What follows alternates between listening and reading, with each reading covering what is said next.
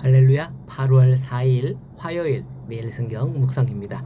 오늘 말씀은 이사야 16장 1절에서 14절의 말씀입니다.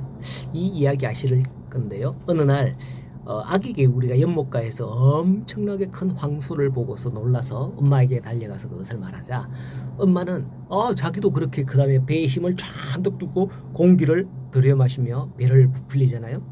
이 정도면 엄마가 더 크지? 라고 했죠. 그러나 아기 개구리가 아니라 하자 또 숨을 들이마시고는 크게 부풀리고 또 숨을 들이마시고 더 부풀리다가 결국 어떻게 됩니까? 뻥! 하고 배가 터져 죽었다라는 그런 이야기가 있죠. 이것은 엄마 개구리의 교만한 마음으로 인하여 결국 파멸에 이른다는 것을 생각해 볼 수 있는 이야기입니다. 오늘 말씀의 모압에 관한 교만과 심판에 관한 내용이 바로 그러한 내용이죠. 6절의 말씀에 보면 우리가 모압의 교만을 들으나니 심히 교만하도다. 그가 교만하며 분노함도 들었거니와 그의 자랑이 헛되도다 라고 합니다. 모압은 교만함으로 말미암아 하나님의 진노의 대상이 되었습니다. 그러면 모압이 누구냐? 모압은 창세기 19장을 보면 소돔과 고모라 멸망 직후 소알 땅으로 피난한 롯과 두 딸 사이에서 태어난 첫째 딸의 아들이 모압의 조상이 됩니다. 남유다와 북이스라엘이 존속할 당시 모압은 유다의 동편, 즉 사해바다 아시죠? 사해바다의 동편에 위치한 작은 국가였습니다. 사사시대에는 이스라엘을 압제할 정도로 강하기도 했었습니다. 민수기 22장을 보면 모압왕 발락은 발람 선지자를 초빙해서 출애굽을 하던 이스라엘을 저주해달라 요청하기도 했고, 창세기 25장에서 보면 모압은 이스라엘이 음행에 빠지도록 계략을 쓰기도 하는 등 이스라엘을 방해하기도 했었습니다. 그러나 하나님은 이스라엘이 모압과 싸우지 말고 그들의 땅을 빼앗지 말라고 명령합니다. 왜냐하면 그들은 아브라함의 조카 롯의 후손이기 때문에 형제이다라는 이유였기 때문이죠.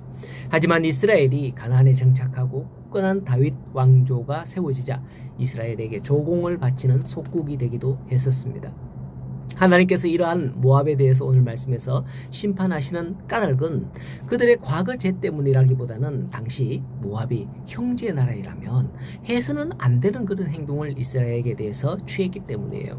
형제라면 형제였던 유다가 위기를 당할 때 마땅히 도와줘야 하잖아요. 그죠? 그러나 모압은 이스라엘과 연접해 있음에도 불구하고 이스라엘과 가까이 지내지 못하고 늘 대적적인 관계를 유지함으로써 하나님의 은혜의 중심에 들지 못하고 은혜의 주변에 머물고 말았습니다. 이렇게 하나님의 은혜의 중심이 아닌 주변에 머무는 길을 택한 모압이 결국 어떤 길을 가게 되었는가, 오늘 본문에서 우리에게 보여주는 거죠.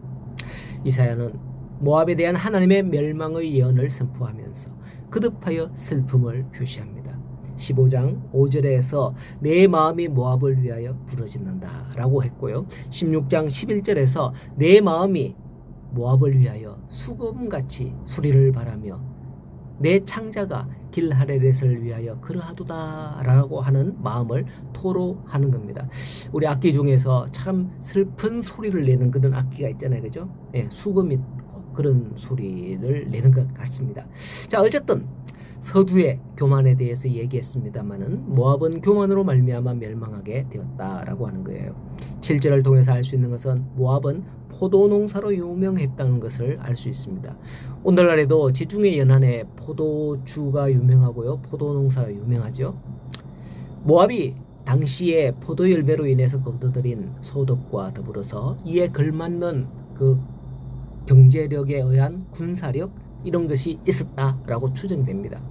15장을 시작하면서 망하여 황폐하게 될 것이다 했던 알과 기르가 나오는데, 이러한 성들은 견고하기로 유명했습니다. 완전 요새입니다. 이러한 이유 때문에 그것을 믿고 모압은 더욱 교만해진 것이죠. 이스라엘이 침공을 당할 때 그들은 문을 열어서 피난민을 받아들이지 않은 거죠. 하지만 모압이 난공불락으로 여기던 요새는 깨어지고 황폐하게 될 것이다 라고 예언이 나오는 겁니다. 강한 구사력은커녕 땅조차 돌볼 수 없을 만큼 사륙으로 인구가 급감하게 된다라는 것이죠. 14절을 보면 이제 여호와께서 말씀하여 이르시되 품꾼의 정한 해와 같이 3년 내에 모압의 영화와 큰 무리가 능욕을 당할지라 그 남은 수가 심히 적어 보잘것없으리라 이라고 말씀을 하고 있습니다. 오늘날 우리나라도 인구 감소로 인해서 걱정이라고들 하잖아요.